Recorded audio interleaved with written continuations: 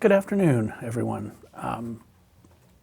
Welcome back to the Nearshore Estuary Knowledge Exchange workshop.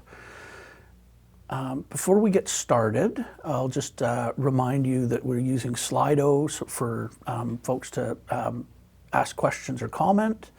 The information is at the bottom of the screen. And another reminder that DFO will be circulating a survey to get your thoughts and comments about this workshop and opportunities for future ones. And a link to that survey will also be dropped in the chat so that you can click there and be considering that as we work through our afternoon session. I hope everyone had a good lunch break and are all ready for the last two speakers we have this afternoon, followed by another panel discussion. And to kick it off, we'll start with our first speaker this afternoon is Eric Balke, who's a senior restoration biologist with Ducks Unlimited. Eric has diverse experience across many aquatic environments here in BC and abroad. And in Eric's own words, he is passionate about restoring wetlands, rivers, and estuaries, and is keen for any excuse to explore the outdoors. Eric was previously the province's point person managing provincial conservation lands throughout the BC South Coast. In his current role with Ducks Unlimited, he leads a portfolio of restoration projects focused in the Fraser River Estuary, including some projects we will hear more about today. Welcome, Eric. Hi, thank you very much for the introduction and for inviting me to share this presentation. I'd also like to thank the other presenters for their excellent presentations today. As mentioned, I lead a series of restoration projects in the Fraser Estuary. As well, I also lead an initiative in BC called the Nature Force, both of which I'll be discussing in a bit more detail in a few more minutes. But the theme of this presentation is that, simply put, I think the Fraser River Estuary is a valuable case study for fish habitat restoration and coastal adaptation in an urbanized estuary. So working with partners throughout the estuary, it has become apparent that with challenges like sea level rise, pilot projects are a real adept approach to help address uncertainty within such a complex system.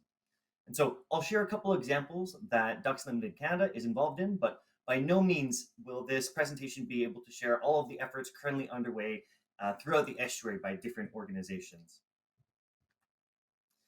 So today I'll start with a super quick orientation of the Fraser Estuary to ensure we're all on the same page, and then I'll briefly overview some of the major ecological and coastal flood resilience challenges in the Delta with a focus on tidal marshes at the Delta front.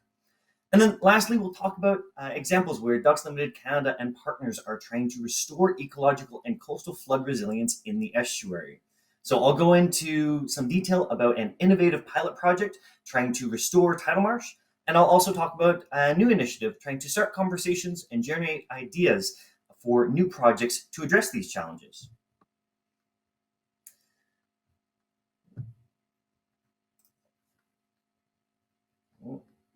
Clicker. There we go. I'm learning how to work the clicker here. So since the glaciers retreated about 10,000 years ago, sediment delivered by the Fraser River settled out as it reached the ocean and gradually formed the Fraser Delta. And so Coast Salish peoples have been present in the Delta for literally its entire 10,000 year lifespan, and they continue to steward these lands and waters today. And so, in fact, the oldest known archaeological site in the Delta is located just upstream of the Alex Fraser Bridge, where the red star indicates on the far right image. And I'm sharing this presentation today from North Surrey, which is very close to this archaeological site. And I'm reminded that my knowledge and experience in the Fraser Estuary really pales in comparison to that of the people who have been here for several millennia.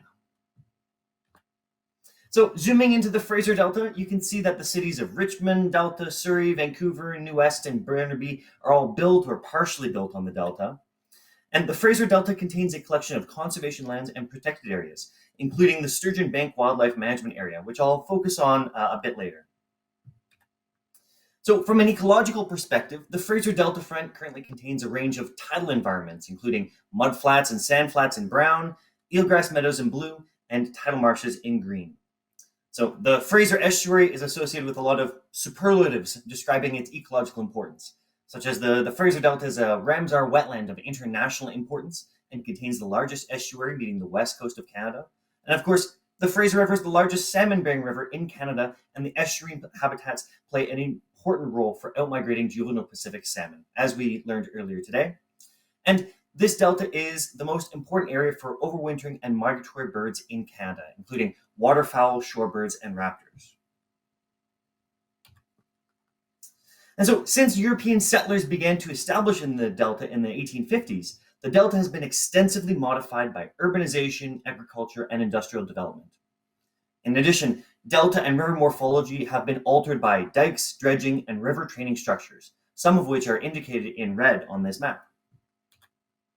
For example, prior to the construction of the Steveston North Jetty, the red line here, the main arm of the Fraser River snaked its way across Roberts and Sturgeon Bank, directly supplying the foreshore tidal marshes with sediment and fresh water. However, our modifications of the river and delta has likely limited the resilience of coastal ecosystems throughout the delta front. Further, on average, approximately 2 million cubic meters of sediment are dredged from the Fraser River to maintain navigability for shipping and other vessels. And so this contributes to cumulative negative effects as it reduces the amount of sediment available to ecosystems downstream. And while some of the dredged sediment is sold and used for things like preload in construction projects, most of it is deposited within one of two disposal at sea sites in the Salish Sea. And industrial development is ongoing throughout the estuary, such as the recently approved Roberts Bank Terminal 2 Delta Port expansion, as well as proposed projects like the Fraser River Tunnel Crossing and Tilbury LNG. So the latter two projects alone will involve dredging of, I believe, on the order of about 2 million cubic meters of sediment in the coming years.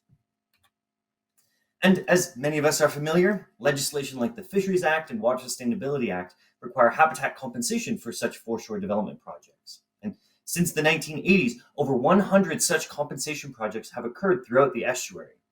However, there isn't exactly a lot of space left in the estuary for large-scale marsh creation projects to offset impacts to habitat. And tidal marsh compensation hasn't always been successful in the Fraser Estuary. So in 2022, Ducks Limited Canada, working with Daniel Stewart from Asarum Ecological Consulting, we conducted a study of 78 created tidal marshes and 16 reference sites to identify factors influencing the persistence of created tidal marshes in the Fraser Estuary. So this study deserves an entire presentation just to itself, so I'll leave it at that plug and encourage you to Google and download it. Another challenge for resilience are the Fraser Skagit population of migratory snow geese. So these geese breed in Siberia and migrate to the Fraser and Skagit deltas for approximately October through March each year, and they eat vast amounts of tidal marsh plants during their visit. And their population has greatly increased in recent decades. So for example, their population numbered about 10,000 birds in the 1970s. The population target at the time was set to be about 70,000 birds. By 2019, we had 110,000 birds, and present day, we probably have over 145,000 snow geese in this population. So an increase of over an order of magnitude. And on top of that, I'm sure many of you are familiar, we have invasive resident Canada geese throughout southern BC, and these geese also eat marsh vegetation as well as cause other problems in an urban environment. And in the Fraser Delta, Canada geese tend to eat marsh vegetation during the summer period of maximum sedge growth, while the snow geese eat the same plants during the fall and winter. So kind of a year-round double whammy for tidal marshes. And so here's just a small example of Canada goose herbivory on the left and snow goose herbivory on the right. And both species of geese have been observed eating large areas of tidal marsh. And I know Corey Frank was scheduled to give a presentation later this afternoon, and I encourage you to check out his work and the work of the Comox Guardians because they are very well acquainted with the challenges of resident Canada geese. And they've worked with the Guardians of our Salish Estuary Society to manage Canada goose populations and restore tidal marshes throughout the Salish Sea. And while goose management may be viewed as a responsibility for wildlife managers, goose management should actually be considered fish habitat restoration, given their impacts to tidal marshes. And we really can't afford to continue to operate in different silos when it comes to goose management. But when talking about factors affecting the resilience of the Delta, I feel I would be remiss if I did not briefly touch on the challenges posed by fractured governance. And so starting in the 1980s, the Fraser River Estuary Management Program, or FREMP, was an intergovernmental partnership among federal, provincial, and regional governments and port authorities to coordinate planning and decision-making in the Fraser River Estuary. This program was terminated by the federal government in 2013, unfortunately. And since then, the land management jurisdiction for the estuary has been split between the Port Authority and the province of BC. And this figure on the right shows the areas currently under the jurisdiction of the Port Authority. Of course, we have legislation, both federal and provincial, that applies throughout the estuary, such as Fisheries Act, Navigation Protection Act, Environmental Assessment Act, Water Sustainability Act, Dike Maintenance Act, Land Act, Wildlife Act, and so on. But unfortunately, there appears to be minimal coordination between the different statutory decision makers of these different laws, even though some of these acts are the responsibility of the same ministry or same departments. And First Nations, who for many decades were largely excluded from decision-making throughout the estuary, such as the construction of dikes and river training structures, these nations are now overwhelmed by countless referrals in this area. And within all of this, there exists no estuary plan for stewardship or for adaptation to sea level rise.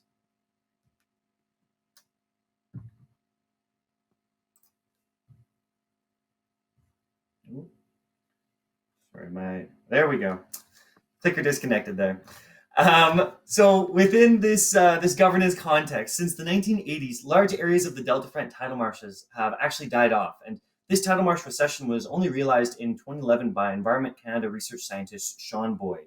So I'm going to be showing you some images of the west coast of Richmond and the west coast of Weston Island right now. And so the image on the left is a satellite image of the west coast of Richmond, and the image on the right is a 2011 aerial oblique. And this image that I'm showing on the left now is an aerial oblique from 1979. It's facing the opposite direction, but the red lines match up, the green stars match up, and the yellow line in the left image indicates the approximate extent of the present-day marsh leading edge. So you start to see the scale of how much marsh has died off in this location. And from 1989 to 2011, no one really noticed that this marsh was dying off. And in recent years, approximately, it's not just at one site, but approximately 260 hectares of the Delta Front tidal marshes have died off since the 1980s. And as you can see in the red polygons, this includes at least 160 hectares at Sturgeon Bank off the west coast of Richmond. So this realization kickstarted a federal, provincial, and Ducks Limited Canada research project in 2015 called the Sturgeon Bank Marsh Recession Project, the goals of which have been to determine why the marsh has died off and what we can do about it. And so I'm just going to kind of briefly overview the kind of some of the things that we did to pursue this investigation. And so to try to understand the recession, when and how the marsh died off, we looked at satellite imagery, we looked at air photos, historical air photos. We also dug sediment pits to date the sediment and better understand sediment deposition. To evaluate the present environment, we deployed an array of salinity data loggers. We also conducted regular mapping of the marsh leading edge and conducted in situ measurements of substrate elevation changes. And then we've also been conducting experiments to try to understand what has caused the marsh to die off. So lots of bulrush transplant experiments. We also tried an experiment to anchor woody debris to see if that could shelter marsh from wave energy. And more recently, we've been pivoting to the use of goose exclosures to better understand the role of goose herbivory in marsh recession. However, it is really difficult to determine the causes of marsh recession after it's already occurred and in such a dynamic environment with so many interacting factors. And so the biggest challenge of the Marsh Recession Project has been designing inferential experiments to determine causation rather than relying upon the correlation of the recession with other factors or events. So the question becomes, what caused the recession? Well, no one hypothesis tested to date singularly explains the recession, but we suspect that several factors play a role in marsh die-off, including sediment deficit and changes in sediment delivery due to river training and other management activities, increased salinity due to diversion of fresh water by river training jetties, relative sea level rise to date, and direct consumption of vegetation or herbivory by migratory snow geese and resident hybrid Canada geese.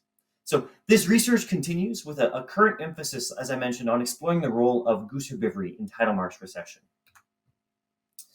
And of course, on top of the marsh loss we've already experienced, the Fraser Delta tidal ecosystems are at risk from sea level rise. And so this is a very low elevation, expansive river delta throughout some of the largest cities in Metro Vancouver.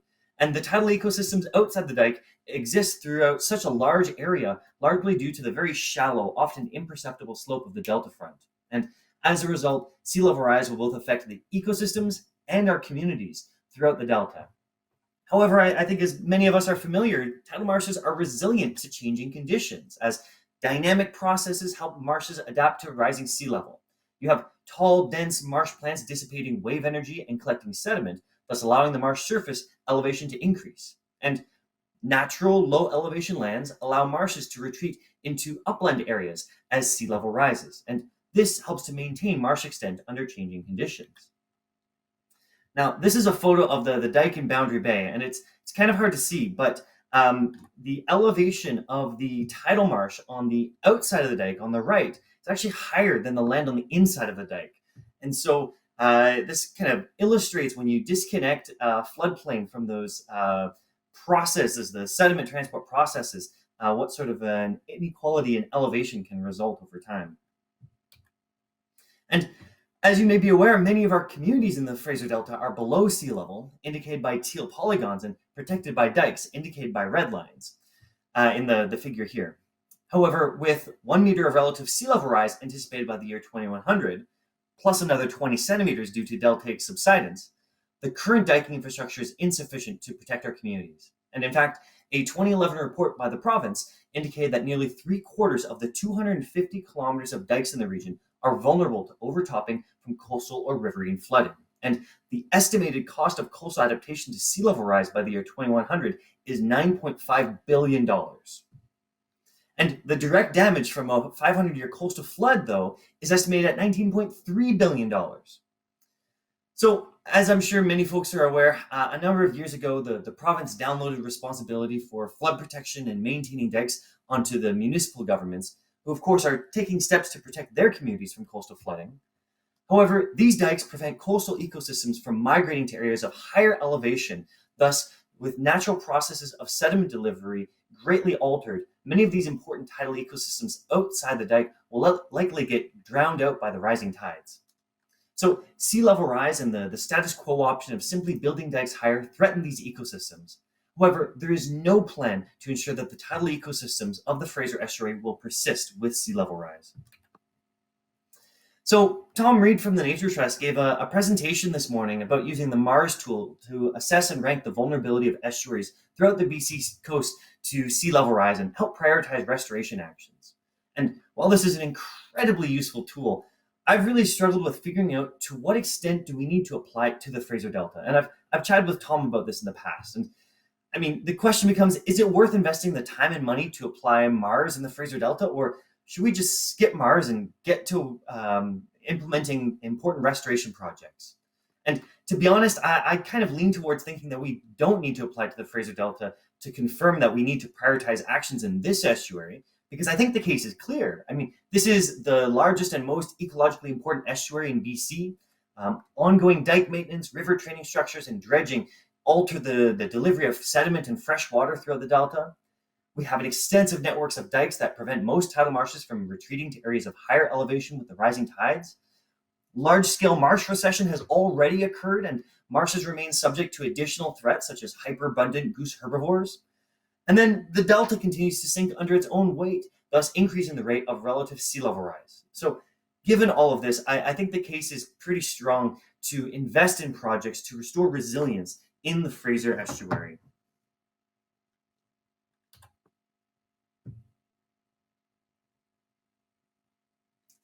And so in the last 6 years or so, the federal and provincial governments have been making significant investments in fish habitat restoration to address some of these resilience challenges. So, for example, this includes 2 projects funded by the DFO Coastal Restoration Fund, such as the construction of 3 breaches in the Steveston North Jetty by Rain Coast Conservation to restore juvenile salmon access to these important habitats. So that's the top picture there. Ducks Limited Canada, we also had some funding to do a collection of projects in the South Arm marshes, including breaching the Woodward Dam. And then DFO and the province of BC have also recently invested about $5 million from the BC Salmon Restoration and Innovation Fund to complete 2 restoration projects. So Rain Coast recently completed the second of 2 new breaches in the North Arm Jetty. And then Ducks, we are leading an innovative pilot project attempting to restore tidal marsh and support coastal flood protection. So touching on those last 2 projects, it's really important to remember that tidal marshes and eelgrass meadows dissipate wave energy and collect sediment, thus allowing the marsh surface to build up and help protect our communities from sea level rise. So with up to 1.2 meters of sea level rise in the Fraser Delta, if we lose these ecosystems, it actually makes our communities even more vulnerable to flooding. So perhaps it helps to think of these ecosystems as infrastructure. And while dikes are not only expensive to construct, they're also very expensive to maintain. So the win-win opportunity here could be to help nature to provide shoreline protection for free. And the Fraser River provides about 17 million tons of sediment annually to the Delta, much of which is dredged from the river or directed into the Strait of Georgia by river training infrastructure. However, there are innovative ways in which to reuse that sediment to add to our coastal defenses and help facilitate ecological resilience with sea level rise. So speaking of which, we currently are testing one of these promising approaches with the Sturgeon Bank Sediment Enhancement Pilot Project off the west coast of Richmond, where that marsh recession has occurred. But the question becomes, if we want to try to add new sediment to offset rates of elevation loss and try to restore tidal marsh, well, how much sediment is needed? And you'll recall that due to river training structures and river management activities, sediment delivery to Sturgeon Bank has been greatly altered for over a century.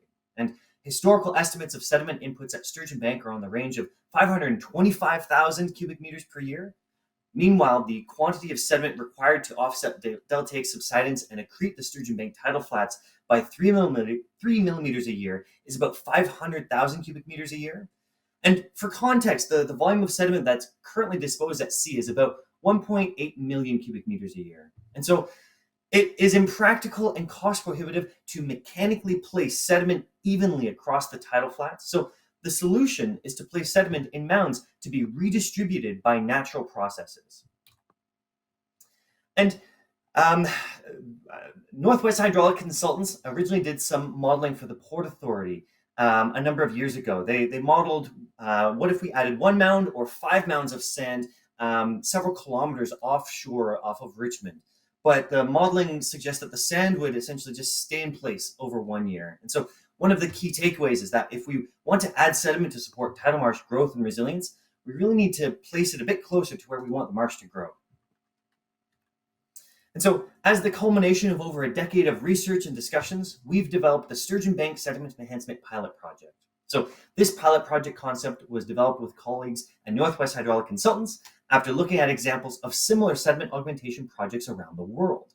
So the idea here is to take sediment already being dredged from the river and using a temporary sediment delivery pipeline indicated in pink on this diagram here, we plan to pump a slurry of sediment into 3 mounds on the foreshore, that's the yellow polygons. And we want to let the waves, tides, and currents distribute those sediments to areas of receded tidal marsh. So the plan is for each discrete mound to first construct a sand berm and then place silts and clays inland of the berm. And this was intended to prevent export of the finer sediments during the ebb tide. And the overall goal of this pilot project is to demonstrate the biophysical response of the Sturgeon Bank foreshore to sediment deposition with the aim of restoring receded marsh and facilitating ecological resilience to sea level rise. Of course, with the co-benefit of helping to protect the city of Richmond from coastal flooding. So the idea here is to implement, adaptively manage, and evaluate the concept on a smaller pilot scale. And if successful, we could potentially scale it up across the entire Sturgeon Bank foreshore and potentially other areas of the Fraser Delta front. Ducks Limited Canada is leading this project in partnership with Rain Coast Conservation Foundation, Tsawwassen First Nation, and the Lower Fraser Fisheries Alliance, and with funding from the BC Salmon Restoration and Innovation Fund, and additional funding from Tsawwassen First Nation, the Vancouver Fraser Port Authority, and Nature Force. With all of this money, we were able to conduct an initial 2 years of sediment addition. And we are working to potentially secure additional funding to conduct a total of maybe 5 to 10 years of annual sediment addition. However, we just finished our first round of sediment addition in February 2023, and right now we're gearing up for the next round of sediment addition this coming February. So backing up a bit, I realize it may be helpful to provide a bit of a timeline describing how we got where we are. So 2011 is when the first realization of marsh recession was made. And then in 2013, the Port Authority set up the Sturgeon Bank Feasibility Assessment Committee to begin discussions about making a bit of an action plan. The research project to determine the cause of marsh recession began in 2015 and is ongoing. Unfortunately, we tried to apply for some funding to implement a pilot project, but it was before we really had an idea of what we wanted to do, and we were unsuccessful. We eventually developed a bit of a technical conceptual report and plain language primer, and wanted to use that to shop it around to seek funding. And we also were able to create some graphical renderings of the pilot project to help illustrate what this was. And then in 2021, we were successful with our BC STRIF application. And as I mentioned, last February, we started sediment addition, and now we're gearing up for sediment addition, and fingers crossed we can continue this for additional years. So all in all, from the realization of marsh recession to the beginning of sediment addition is about a 12-year period, not a short process there. So here we have an image of the sediment pipeline we use to add the sediment.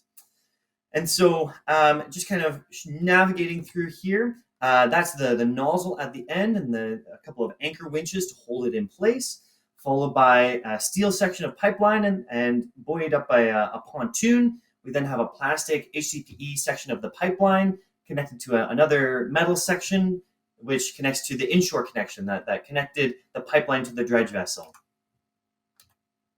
So here we have a video, if you don't mind playing that, of sediment addition time lapse.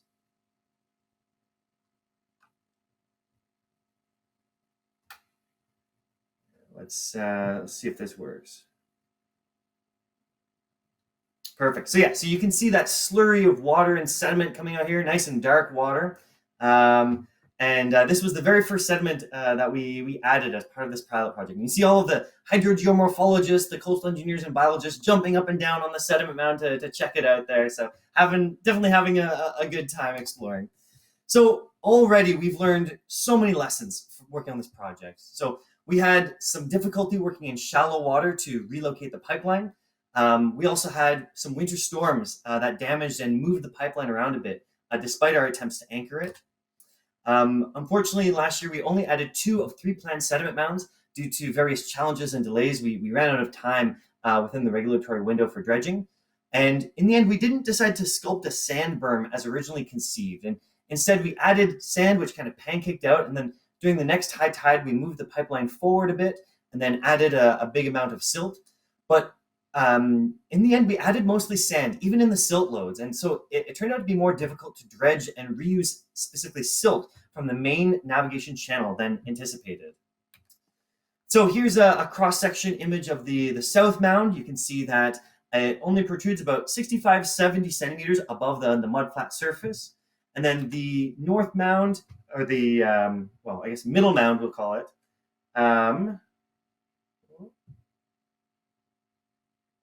sorry, my clicker is disconnected here. It's trying to reconnect. Just a moment. Sorry.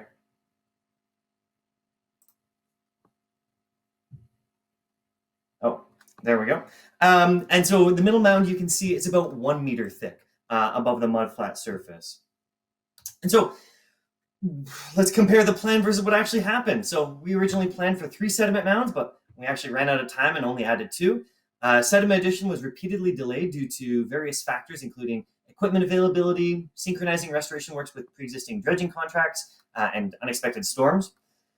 We sourced the sediment from the main channel navigation dredging, and as a result, we added most of the sand. And so the plan for next steps, we want to add sediment addition in the next couple of weeks with additional years to be confirmed. And we plan to target silt this coming year by dredging from secondary channels, which will require a new type of dredging and different equipment, as well as a new and smaller sediment pipeline. So to put this project into perspective, we added about 11,000 cubic meters of sediment at Sturgeon Bank in 1 year with this pilot project, and the area is much larger. And remember, the average annual sediment deficit at Sturgeon Bank is estimated to be about 525,000 cubic meters per year due to river training and other disruptions of natural processes. So as you can see, the 2 sediment mounds we added in the red circle off the west coast of Richmond in the image here. And while this project really is a drop in the bucket, it represents a critical stage of figuring out logistics, addressing uncertainty, and evaluating effectiveness of the concept prior to potential broader adoption. And so we can look around the world for examples and inspiration of how to incorporate nature-based solutions to support coastal restoration, sea level rise adaptation, and coastal flood protection. But in order to consider options that really deviate from the status quo of simply raising dikes higher, it's critical that we reduce uncertainty by implementing locally customized pilot projects that test innovative solutions to challenges like how do we reuse dredge sediment for ecological resilience and coastal flood protection in the populous Fraser Delta. And so just with my remaining time, I just want to briefly mention another Ducks-led program. So the Nature Force, this is a new action-oriented climate resilience initiative funded by a collective of property and casualty insurance companies in partnership with Ducks Limited Canada. And so, in other words, 16 insurance companies partnering with Ducks to deliver projects building with nature to protect Canadian communities from flooding. And so Nature Force is an opportunity to implement and evaluate new and unfamiliar ways of protecting communities from flooding using natural infrastructure. So by demonstrating proof of concept of these alternative approaches, we hope to spur broader adoption and show governments and communities there are other ways to accomplish flood protection that don't always exclusively require hard armored approaches like dikes, training walls, and riprap. So the Nature Force partners have identified 3 initial priority areas for the program in Quebec, Ontario, and BC. And as I mentioned, I'm leading the BC program, which currently is focused on addressing coastal flooding in the Fraser Delta. And there's already some great momentum and local examples of natural infrastructure projects for coastal flood protection currently in progress in the coastal Lower Mainland, such as the Boundary Bay Living Dike, led by the City of Surrey, where they recently added sediment and soft sediment retaining structures, such as brushwood dams pictured here. They added the sediment in front of the dike to expand the existing tidal marsh and raise up the existing marsh to support resilience with sea level rise. We also have, of course, the Sturgeon Bank pilot project, which I've already touched on. And then also Tsleil-Waututh Nation has a shoreline adaptation project in front of the Tsleil-Waututh Reserve in Burrard Inlet. So they're currently designing the project, but considering testing a variety of options to protect their community from waves and sea level rise, such as kelp bed restoration, constructing terraces for tidal marshes, and constructing oyster reefs. There's also research projects in progress, like the UBC-led Living with Water project, which seeks to broaden the solution space by providing new perspectives, resources, and decision support tools to foster the conception and implementation of innovative and collaborative coastal flood adaptation solutions in the BC South Coast.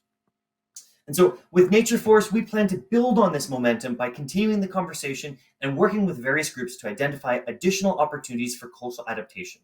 So this fall, we conducted our first workshop to introduce the Nature Force to folks and begin solicit input from various groups how nature-based solutions might be able to address their priorities for coastal flooding. We're also soliciting input from subject matter experts to determine the data and research required to identify and prioritize ecologically relevant and feasible pilot projects showcasing nature-based solutions in the Fraser Delta. And we plan to use all this work to work with others to develop a portfolio of potential projects in the Fraser Delta and to illustrate them with graphical renderings. Because biophysical processes and infrastructure needs vary greatly throughout the Fraser Delta front, so much so that a cookie-cutter solution is unlikely to succeed. And eventually, additional investments in the program will enable Ducks Limited Canada and partners to create detailed proposals of the highest priority pilot projects from the portfolio and to work with rights holders, stakeholders, and researchers to implement, monitor, and adaptively evaluate the pilot projects in subsequent years. Do you mind switching to the next slide there? Thank you. So for a takeaway, next, when it comes to coastal adaptation, ecosystems are infrastructure to help mitigate coastal flooding, and they should be treated as infrastructure where they have appropriate funding and have regular maintenance. Also, pilot projects provide an opportunity to innovate and address uncertainties, including regulatory, funding, logistical, ecological, biophysical uncertainties. And then lastly, the challenge of resilience in a world of rising tides is great. And with fractured jurisdiction and a lack of coordination between projects, there's a real need for coordination and leadership to mainstream nature-based coastal adaptation projects and ensure our nearshore ecosystems and communities remain resilient within a changing climate. But with that, that is my time. So I just wanted to briefly acknowledge the many organizations who have collaborated and supported the Sturgeon Bank pilot project. But that's all for now, folks. Thank you very much. Well, Eric, thank you for that talk. And I'll say for people watching, I know you had indicated you could have used as much time as we probably had for you. And I note that you're precisely on time with the time plan we had. So thank you for that.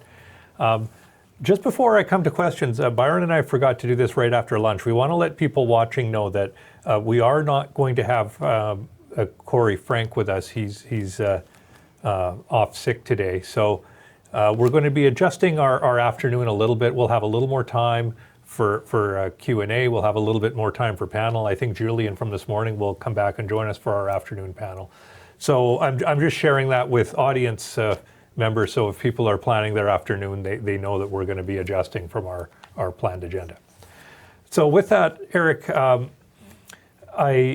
you presented so much information, and there's just an endless kind of stream of questions that I would have in mind. And we've got a bunch in the Slido, but I want to come back just to some of the things that you were sharing at the start, and in particular around the goose population changes in the ecosystem. And you might have touched on this, but if not, maybe you can. You talked about goose exclosures and experimenting with that, and that's something that I've seen other organizations and entities working with. The Guardians on Vancouver Island, as an example, have been doing that, and I've seen how that can be successful. But that's a little bit of treating the symptom in a way, the symptom of the increasing goose population. And I'm certainly not saying that's not the right thing to do, but are there other things that we should be looking at in terms of these ideas around there is no plan, there is no coordinated action? Are there things that we can see that might be closer to root cause in terms of what is behind these goose population explosions? And if that's contributing to some kind of natural imbalance, can we do things that start to push it back towards a balance? So I'll open up the questioning with that one for you, and then I'll go over to Byron after. Yeah, certainly. So one of the challenges with implementing goose exclosures with trying to address large-scale marsh recession throughout the Delta Front, it would be an incredible amount of infrastructure to just exclude the geese. Just Sturgeon Bank alone, that's 160 hectares. It's a massive area. So logistically, it's just not likely feasible to implement it there. So I agree with you completely that there's a great need to address those underlying challenges. And so specifically with Canada geese, I think a lot of folks are familiar that throughout the 1900s, there were multiple efforts to bring Canada geese from other parts of North America into the south coast of BC, where they then interbred and formed a hybrid race that was largely year-round resident. And so we created that problem. My organization was one of the organizations that transplanted some of those geese to here, let's just say.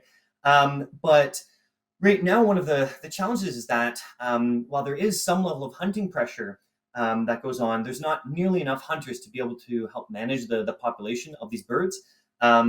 So I know that folks like the Comox Guardians and the Guardians of our Salish Estuary Society have really been diving into detail in this challenge on Vancouver Island, the east coast of Vancouver Island estuaries. And so they started by trying to do some egg addling and using that to manage the goose populations, but they didn't really see it make much of an impact. And so they began to move from there and now have a really great program where they work with different First Nations along the coastline and conduct harvests of Canada geese during the summer molt period. So they'll essentially, when most of the birds are flightless, take a bunch of kayaks and corral the birds along the shoreline onto First Nation land, and then they'll be humanely euthanized, and then the meat will go and feed the community. So it's both a food security and ecological restoration project by helping to manage these geese. So I think efforts like that potentially play a very important role, particularly in the Fraser Delta, where no modern day harvests have occurred to my knowledge, even though these birds are flying between the island and the Fraser Delta, shall we say. And then when it comes to snow geese, they're a really tricky one, actually, because they breed up in Siberia, but in recent years, with climate change, their breeding conditions up there have been getting better and better, and there have been fewer catastrophic nest failure events due to really cold weather. And so that's thought to be one of the reasons why their populations are increasing. And then when they fly down here, there again is very little hunting pressure to control these birds, to manage these birds. So I think the snow goose one is a very challenging one, especially since our relationship with the Russians isn't so great right now. But one really crazy thing is when snow geese from the Fraser Delta go back up to Siberia, they're the one of the many subspecies of snow geese that go up there. They're the one bird that just visually you can tell that they're from the Fraser Delta because their faces are stained red or orange or brown from digging their faces in the mud to grub out at bulrush rhizomes. So there's actually been some tagging efforts where we've been able to tag exclusively Fraser birds up in Siberia and track their movements. So perhaps we might be able to work with Russia to control specifically these Fraser Delta geese. But again, given the current political climate, that's a bit tricky. All right, well, thanks for that, Eric. I'll turn back to Byron now. Yeah, thanks very much. It's fascinating. I'm going to look at the Slido. There's a question there that was similar to one I had come up with myself when you were speaking, and it was around the interaction between the sturgeon bank work and the jetty breaches, and potential monitoring to look at whether or not those breaches are influencing sedimentation rates on the delta. Yeah, so it's funny because we collaborate very closely with Rain Coast Conservation Foundation, who put in those breaches into the Steveston North Jetty. And actually, the west breach that they put in was extremely convenient for us because last year we were able to float in our temporary sediment delivery pipeline through that breach. So already some synergies between restoration projects, I guess unintended synergies. When it comes to the breaches that Rain Coast has been constructing, the primary purpose of those breaches is to support fish access. And we have been doing some monitoring, and we actually collaborate on the monitoring program, for instance, with remote sensing monitoring to map changes in substrate elevation and changes in vegetation over time. But I mean, talking with other more knowledgeable geomorphologists and coastal engineers than myself, I think the concern is from a sediment and freshwater perspective. Those breaches are relatively small relative to the rest of the structure. They're only about 30 meters across. And so there's not a tremendous amount of freshwater and sediment that comes through. Again, we are trying to monitor the ecosystem response to those breaches in concert with the pilot project. But I think if we want to look at modifications of jetties specifically to enable additional sediment and fresh water, we're going to have to be probably a bit more ambitious with our breaches and our modification of these structures, which of course then brings concerns about compromising these structures or limiting their ability to promote the transport of sediment away from the river channel. So potentially increasing maintenance dredging costs. There's some synergies, but I think if we really want breaches to add more sediment, we're going to have to think a bit bigger there. All right, well, maybe carrying on a little bit with that theme, the question at the top of the Slido right now is asking, other than the Sturgeon Bank project, what other restoration projects are possible across the Delta? Yeah, this is where you get to have fun. You know, it's like the back of the napkin drawing. You know, what can you imagine? I think there's a lot of thought that needs to happen to really start sorting out what sorts of projects could be appropriate.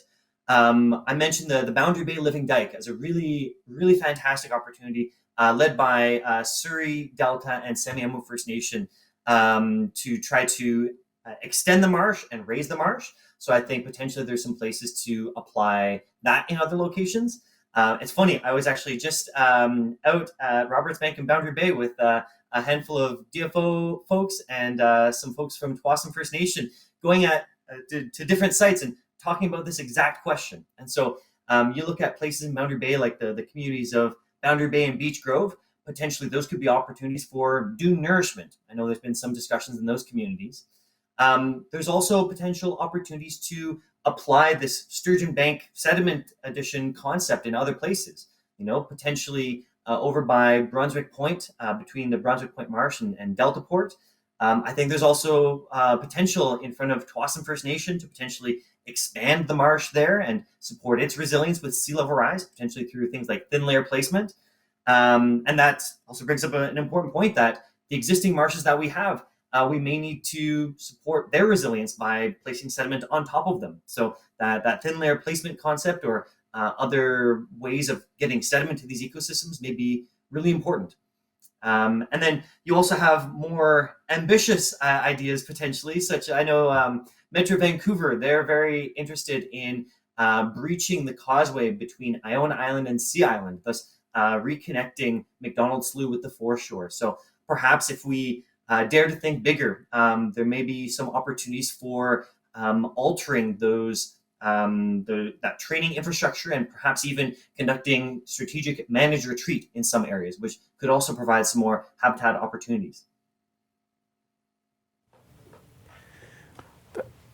Yeah, thanks. I'm going to maybe try to interpret a little bit. I see one of the top questions there in the Slido is, has a clam garden type approach been considered?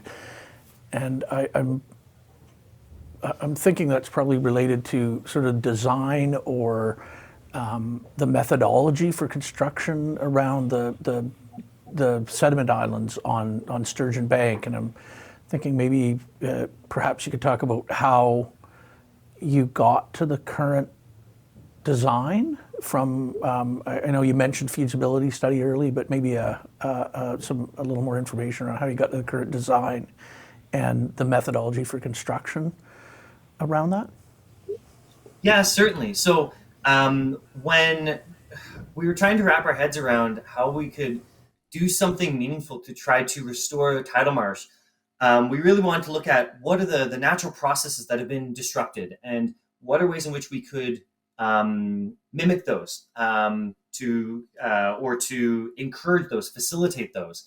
And so looking at the west coast of Richmond, I showed that figure earlier where the main arm of the Fraser River used to just kind of snake all over the place, being unconstrained and really deliver all of those freshwater and sediments that would essentially help to expand the delta itself and expand those tidal marshes. So we really want to do a bit of a process-based approach to restoration and trying to mimic that as much as possible. Of course, given that the marsh currently exists within such a heavily altered state, heavily altered environment with dredging, jetties, and training structures, we can't, under the current paradigm, return that historical access that the Fraser River and all those sediments had. So we try to mimic it in the end. And so that's kind of where we came from on that.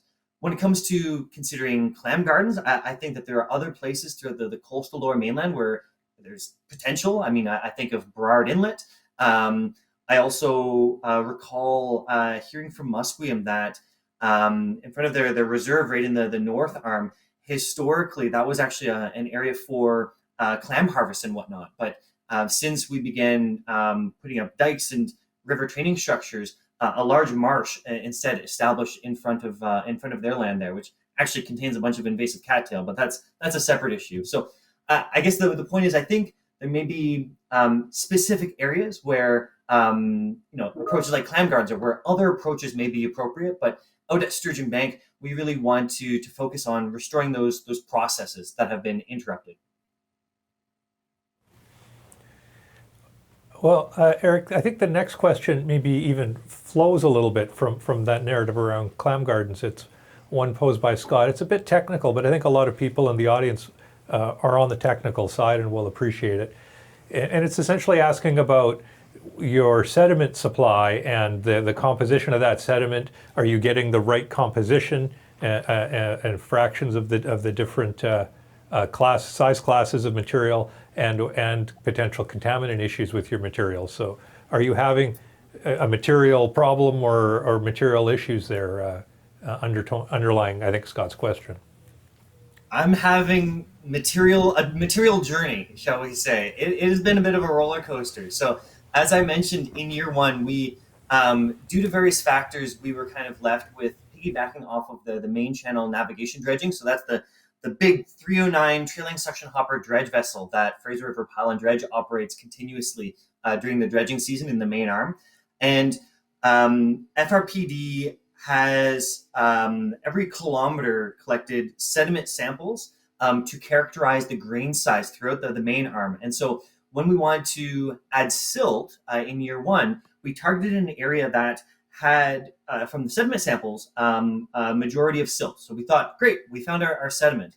But then when we actually added that sediment, what happens in the 309 vessel is it has a pipe that shoots water into the mud.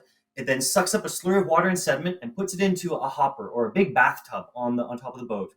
But this, and normally you then fill it up with sand and there's an overflow, kind of a drain in the middle where water can escape, but then the sediment, because it's heavier than the water, it sits in the hopper and you can kind of build up the sediment there.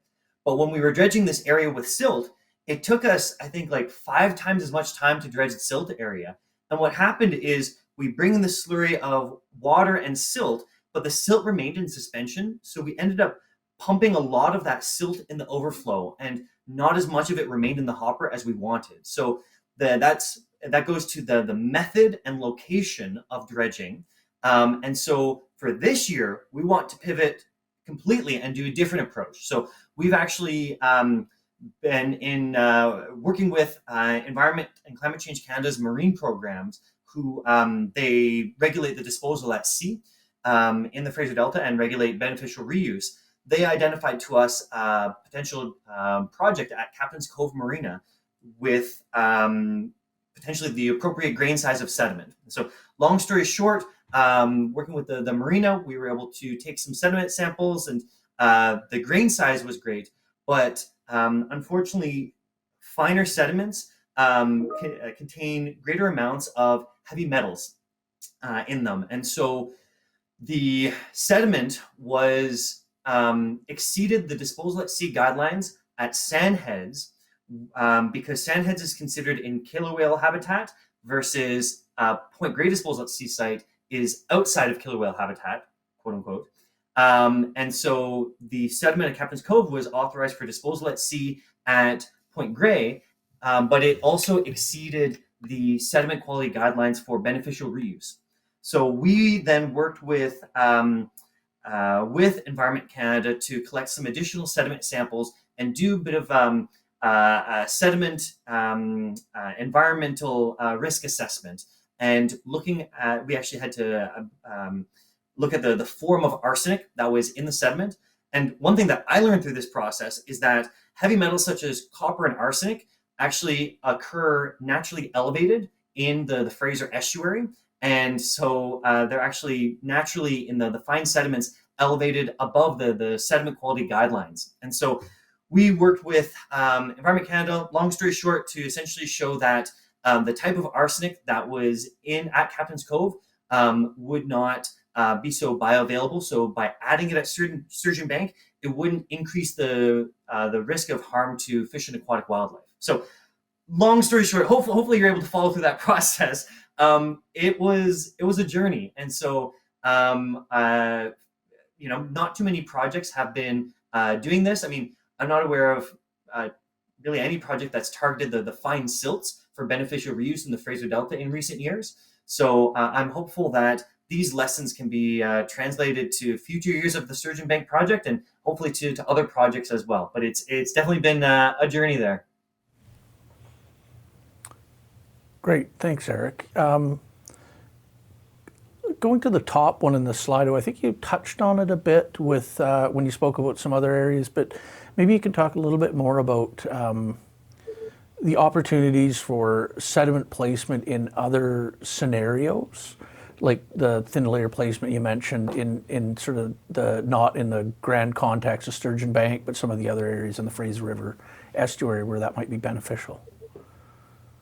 Yeah, I mean, one really fantastic thing is that there's so many different types of projects and so many lessons learned from projects all around the world.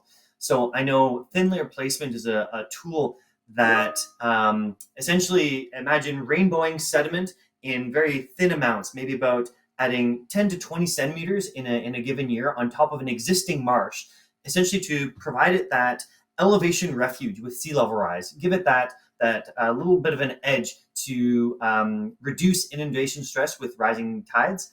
And so I think places that have existing tidal marshes in the Fraser Delta where there may not be so much sediment delivery could be very appropriate places for thin layer placement. I think of the salt marshes in Boundary Bay where the Boundary Bay used to get direct sediment delivery from the Fraser Delta, but of course the delta continued to form and was cut off from the river. And so the major sediment input would be erosion from the bluffs at Lily Point and Point Roberts and moving that material northbound, and then a little bit of sediment from the Serpentine and Nickelmecco rivers. But that's not a ton of sediment, and it moves, especially the stuff from Point Roberts, moves pretty slowly. So I think the existing salt marshes in Boundary Bay may be a strong candidate for considering thin layer placement. I think there's potential opportunities for managed realignment and tidal marsh restoration. So I think of the Alaxin National Wildlife Area, just north of Westham Island and right beside the Rifle Migratory Bird Sanctuary.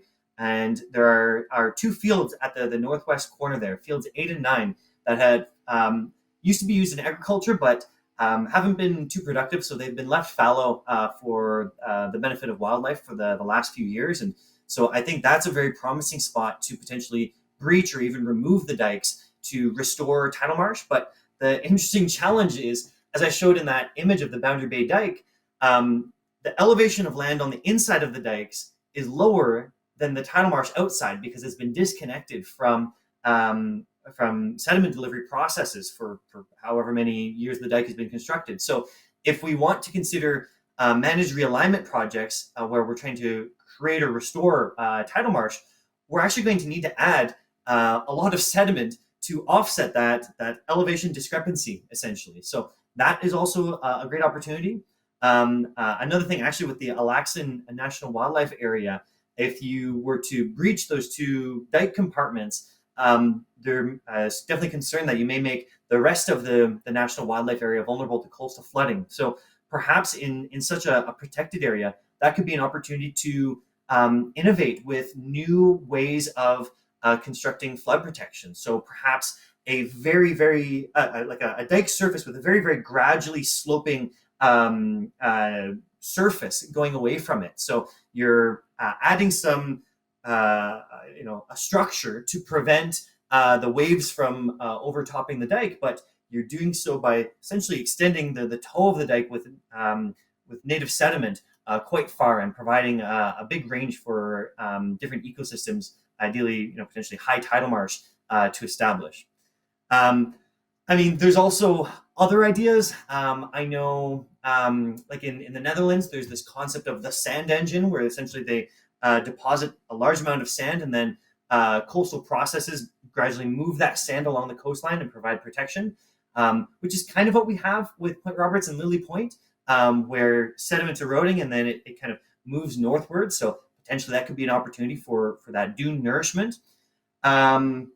Yeah, and then there's also other projects like in the Netherlands. There's the concept of the mud motor, where essentially you pump a slurry of water and sediment into a river channel and then let the river itself move the sediment. So there may be some places where we could strategically deploy that. So I think there's a wealth of opportunities, but of course you don't want to force a square peg into a round hole. You want to make sure that if we're actually going to start shovels in the ground with these projects, that we're setting ourselves up for success, that these projects will work and will have the ecological benefits, the ecological outcomes that we intend.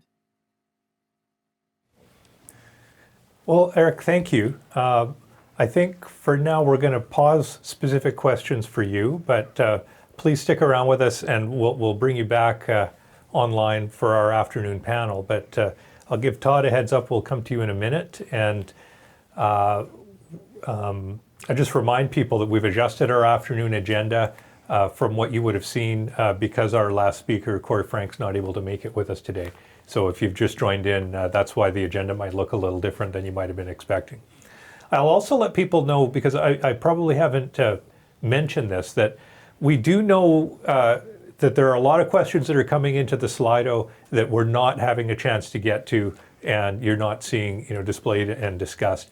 We are recording all of those, or we'll have a record of all of those. They will be part of the final report that we establish from this workshop. And we will be able to look at that and hopefully the information that you will all provide via the survey to inform other potential outcomes, other potential workshops, or things that we could prioritize to work on in the future. So please, even if we don't get to your question, please feel free to keep putting stuff into the Slido, because we do get a record of that, and then we can look at it after the meeting.